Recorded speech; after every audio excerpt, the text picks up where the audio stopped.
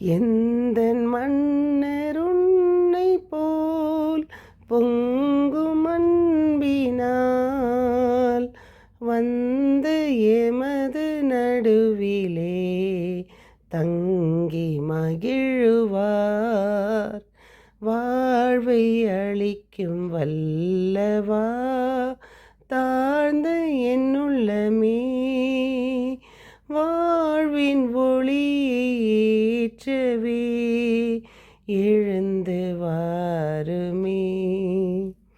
ஆம், என் இனிய உறவுகளே, நாம் இன்று 1/12/24 இருக்கிறோம். நாம் திருவருகையின் ஒளியை ஏற்ற எழுந்து வருவோம், இறைவனையும் அழைப்போம். கடந்த மாதம் முழுவதுமாக இறைவன் நமக்கு செய்த அனைத்து காரியங்களுக்காக நன்றி செலுத்துவோம். நம் உயிர் மூச்சை, உடல் சுகத்தை, நம்மளுடைய வீட்டு ஃபைனான்ஸ் எல்லாவற்றையும் ஆண்டவர் காத்து நம்மை வழி நடத்தி நம் பிள்ளைகளையும் நம்மையும் நடத்தி வந்ததற்காக நன்றி செலுத்தி புதிய ஆண்டில் காலெடுத்து வைப்போம். புதிய மாதத்தில் காலெடுத்து வைத்து இந்த மாதத்தையும் நல்லபடி நாம் நடத்தி வர இறைவனை மன்றாடுவோம்.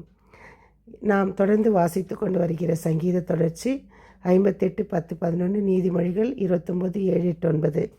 இன்றைய முதல் வாசகம் எரேமியா 33:14-16. இன்றைய இரண்டாம் வாசகம் தெசலோனிக்கர் 3:12-4:2. நாம் ஒருவருக்கொருவர் அன்பு வளர்த்து பெருகுவது போல நீங்கள் ஒருவருக்கொருவர் எல்லாருக்காகவும் கொண்டுள்ள அன்பையும் ஆண்டவர் வளர்த்து பெருக செய்வாராக.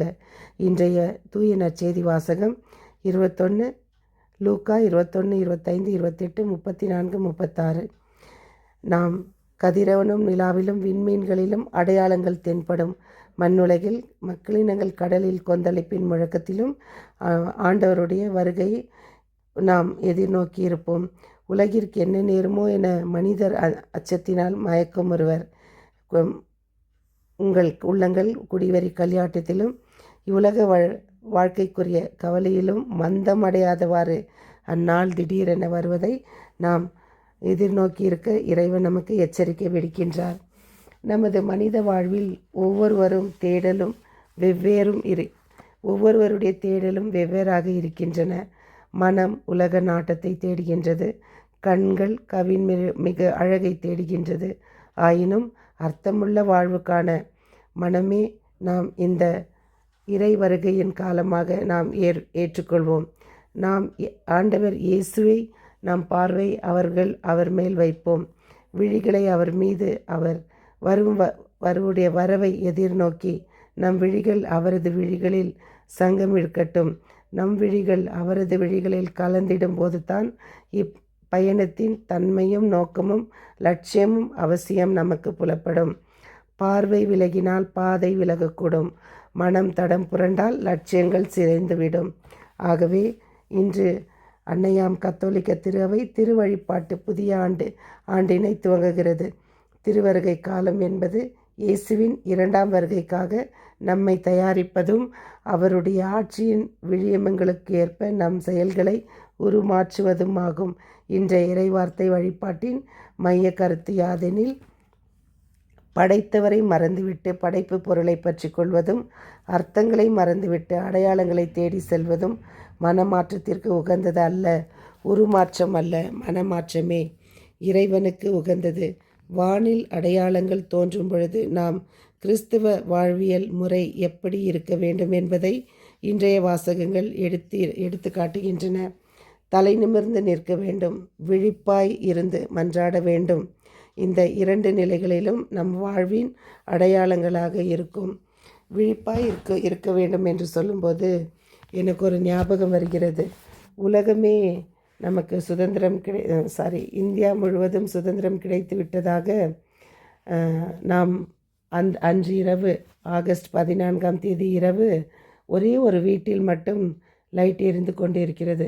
அங்கு சென்று பார்த்தால் டாக்டர் அம்பேத்கர் அவர்கள் படித்து கொண்டிருக்கிறார்.